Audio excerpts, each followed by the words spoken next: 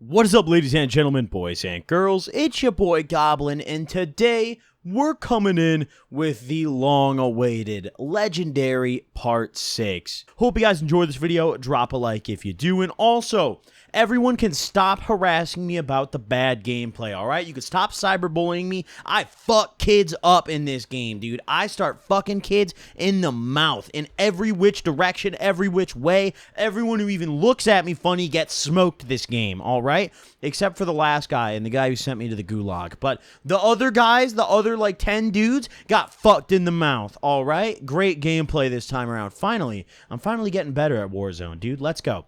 Hope you guys enjoy it. Drop a like if you do. And also, new t-shirt has just dropped in the Goblin merch store, baby. A-holes and K-holes. For all my ketamine users, check the link in the description. Go cop yourself some Goblin merch today, baby. I appreciate the support. People who cop merch are the reason this channel survives, baby. It's people like you that make me say, fuck you, YouTube, demonetize me all you want. This might even get monetized. Who knows? Maybe my in-guy at YouTube staff will look out for me on this one. Please, brother. Please, brother. But either way, let's dive right into it. So, one thing I want to mention in this episode is the kind of time frame from last episode to this episode might seem a little strange, right? The point of this series is not really to talk about every single day in this house. The point of the series was more to cover exactly what happened with my living situation, because I get asked it pretty much every day. And in this episode, things really start to pick up. Things really speed up, right? So in the last episode, we had just went and bought some weed off Cody's old friend, right? And in this episode now, we're going to skip ahead a little bit, right? Because there's not much eventful stuff to talk about from that to this, right? There was about a week or two period that went by before I had to get a ride from Josh up for a court date, right? So I have to get a ride up north. So me, Cody, and Josh, we all hop in his Honda, and we ride up north for my court date, right? It's like a 3.5-hour drive to back where we used to live. And this is where things really, Josh and I really started to kind of not get along, right? So he drives me out the day before this court date, and he drops me off back at my mom's house, because I was going to be staying with my mom while I was up for court, right? So he drops me off at my mom's house. I go bring my suitcase in, you know, say hi to my mom, and I chill in there.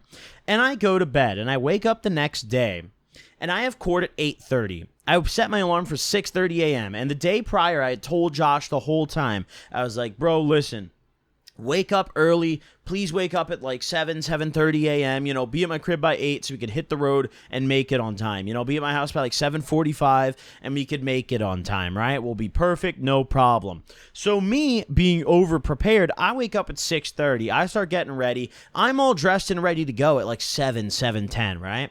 So then I'm sitting there and I shoot Josh a text and I'm like, hey, dude, let me know when you wake up, you know, hit me up when you're on the way or whatever, right?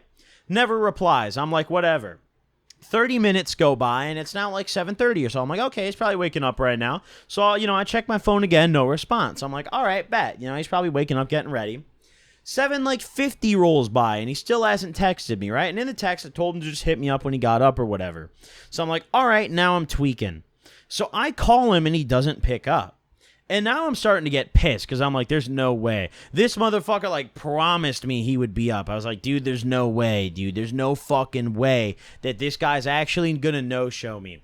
So I call him, like, 2 times, and he doesn't pick up either time. And I'm like, okay, well, I don't really have time for this, right? Like, I have to call an Uber right fucking now or I'm not going to make it, right?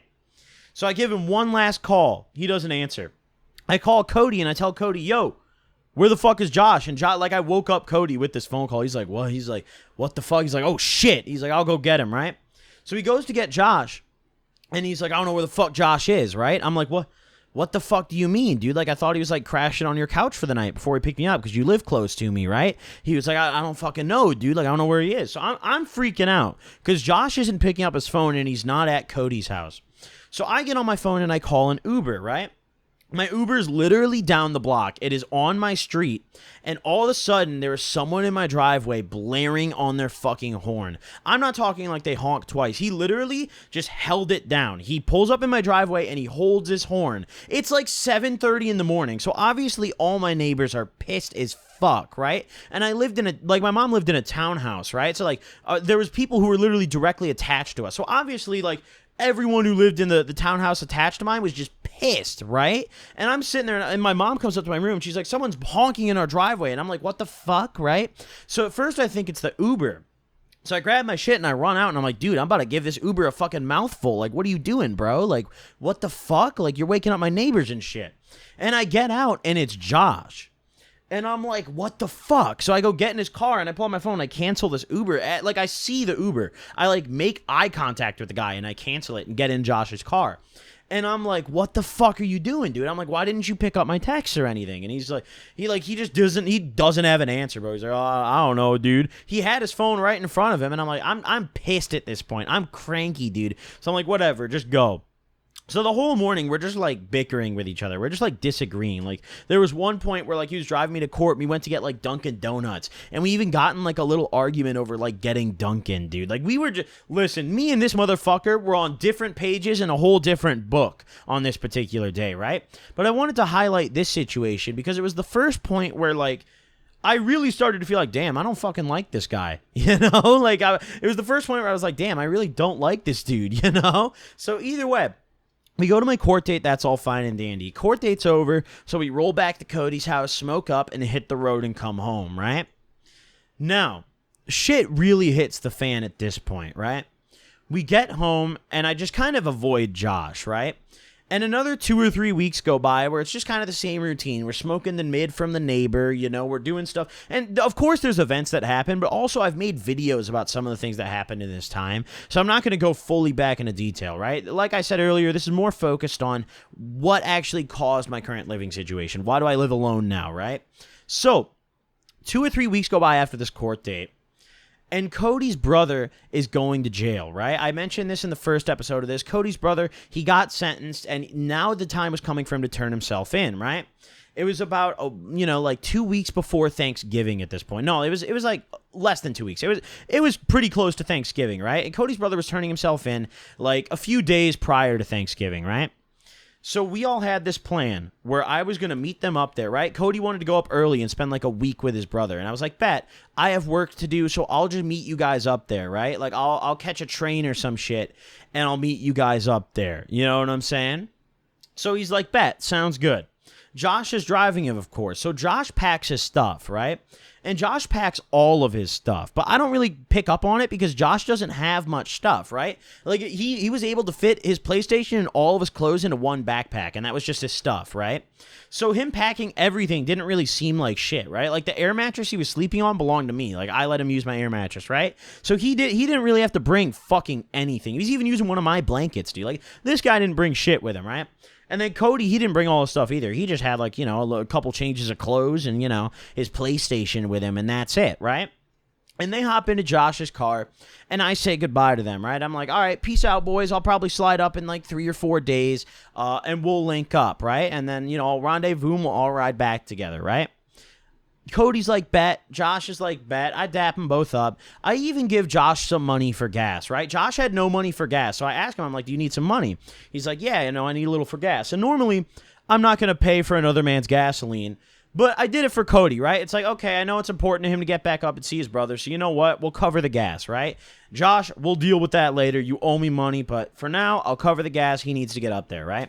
So I cover the gas and give him enough for a full tank, right? He goes, fills up in his tank, and they hit the road, right? So now I'm back at the house, and I have no car, right? I'm just there alone, no whip, nothing, right? And I'm chilling, and, of course I had the $250 car, but that car's not going anywhere, right? I'd mentioned this in a previous video. For those guys who don't know, the guy who lived in the trailer that I talked about in the last episode, I bought a car from him for $200. It literally, I drove it back to the house, and then it never turned on again. It just never worked again. So I was like, fuck it, dude, whatever. But I technically had that thing, but that car didn't really count, right? So either way, back on topic here. So I'm chilling for a little bit, and, the day goes by, and the next day rolls around, and I hit up Josh the night before, and I messaged him about something, and he never answered me, which I found a little weird, because Josh usually answered really fast. So I hit up Cody, later the next day. It was like the night of the following day, and I was just like, hey, what are you up to? Like, what are you and Josh on? He hasn't answered my snap. He's like, oh, Josh went back to visit his mom, so I haven't actually seen him since he dropped me off here.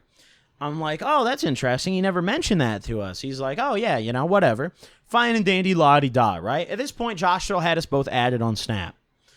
Another day rolls by, still nothing back from Josh. So I hit him up again. You know, I hit him up again. I'm just like, hey, you know, how you guys doing up there? What's the word? Nothing. So now that day rolls around, and now we're on day 4 since they left the house. Josh has not said shit back to me. Josh has not said shit to Cody. I call Cody, and I'm like, yo, if you heard, like, what's up with Josh? Like, what the fuck is going on? At this point, I'm starting to tweak, and Cody's like, bro, like, he's not answering my messages. I have no fucking clue, right? I actually have no idea. And prior to Josh leaving, right, prior to them going up for this, Cody had mentioned to me that Josh had talked about missing home, right? He talked about missing living up north, right? But I never thought much of it. But now that this was happening, I look back at it and I was like, oh shit. Did he just like fucking up and dip, right? But I still didn't think that, right? He still let me add it on Snap. I still didn't think that. It was a little weird, but I was in denial. I was like, no way he would do that, right? The following day rolls around and I wake up and I go to message Josh. And there is no Josh. So I immediately call Cody. And I'm like, Cody, have you heard from Josh? And he's like, no, why? And I'm like, try to hit him up right now. He goes on Snapchat and he's like, what the fuck? And I'm like, dude, did he block you too? And Cody's like, yeah, what the fuck is this shit, right? So we're pissed and we're on the phone and we're both like, what the fuck? And we're blown, right? Because obviously Cody has family shit to focus on, right? His brother's going away. His brother's getting locked, right? This is not the time for us to be having to deal with this. But this selfish motherfucker, Josh, of course, had to make this the time for us to deal with this. Now, I'm alone in this house, right?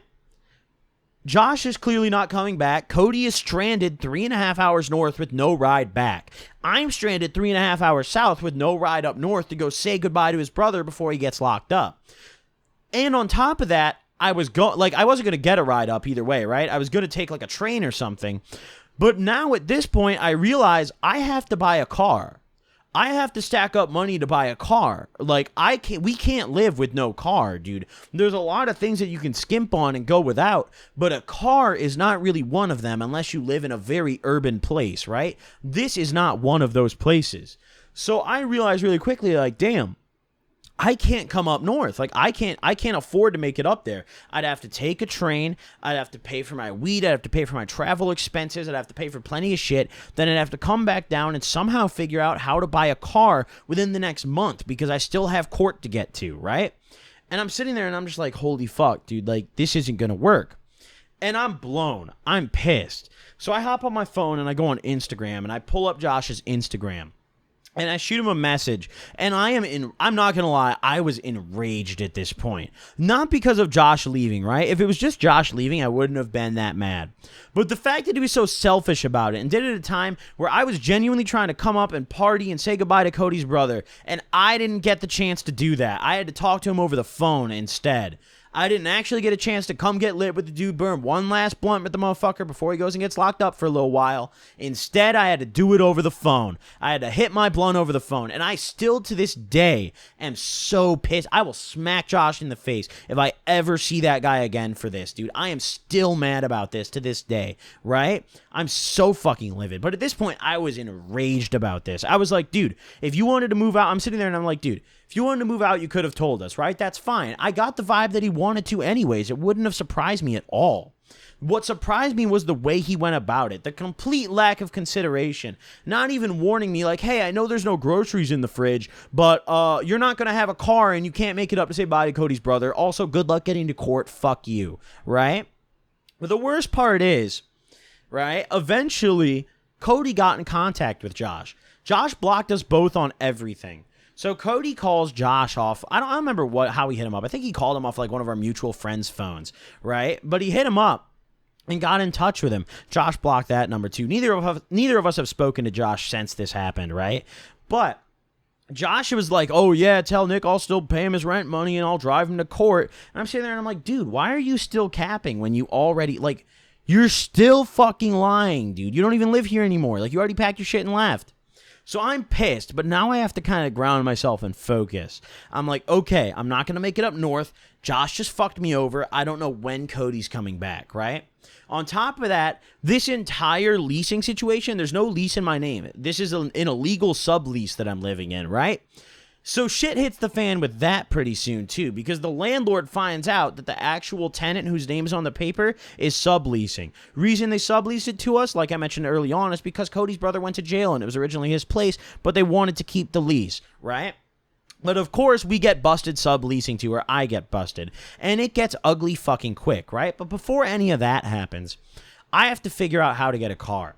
So I remember after Josh left for, I think it was like 2 weeks straight, I literally did fuck all but just grind, bro. You guys might remember I was streaming a lot. I was uploading. I was plugging Dash on my fucking story, dude. I was doing anything to try to save up enough for a car because I was so broke at this point, right? I was paying lawyer fees. I just paid all the expenses to move out. I just paid to get a car out of impound that didn't drive. So I just lost my car recently, right? I was so piss broke, dude. So I was just all hours of the day. I honestly woke up and I was like terrified. I can't even lie. I was scared, bro. I woke up and I had no car and no money for a car, and I didn't know how I was going to get to the grocery store, how I was going to get around, because Uber wasn't practical. Obviously, Tinder matching with girls I wasn't attracted to did lead me to some free Uber rides, but we'll get to that later on, right?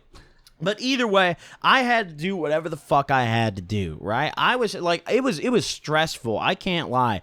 Probably one of the most stressful periods of my life was this like month to month and a half of just living in that fucked up house alone with no whip, right?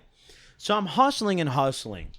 And eventually I get in touch with a girl who happened to be a viewer of mine, right? I don't know how the fuck this coincidence came to be, but there was this chick who was a viewer of mine who happened to live in the same town as me, and the only reason I caught on to that is because one day I was going through Snapchat. I don't remember how, but I ended up on Snap Maps, and there was this other Bitmoji that was like 5 minutes away from me, and I was like, who the fuck is this, right? Like, I was like, do I know this person? Like, who is this? So I click on it, and I'm like, oh, this is a viewer, right? So I just hit this chick up, and I'm like, yo, I've noticed we're like 5 minutes away and I don't fucking know anybody here, right? What you on? It turned out, lo and behold, this viewer also had a car for sale, right? There was a whole story with her that's kind of her personal business. So I'm not going to get too much into it, but basically she was moving out of this town and she had a car for sale. And it was for a very affordable price. And this is how I got my hands on my Volvo, right? Those guys who remember that beautiful little 240, I actually got that from a viewer, right? But we'll get to that in the next episode because this one's getting very long. Hope you guys enjoyed this one. Drop a like if you did. Thank you all for tuning in. Hope you guys enjoy the banger gameplay. I'll see you guys next time. Deuces.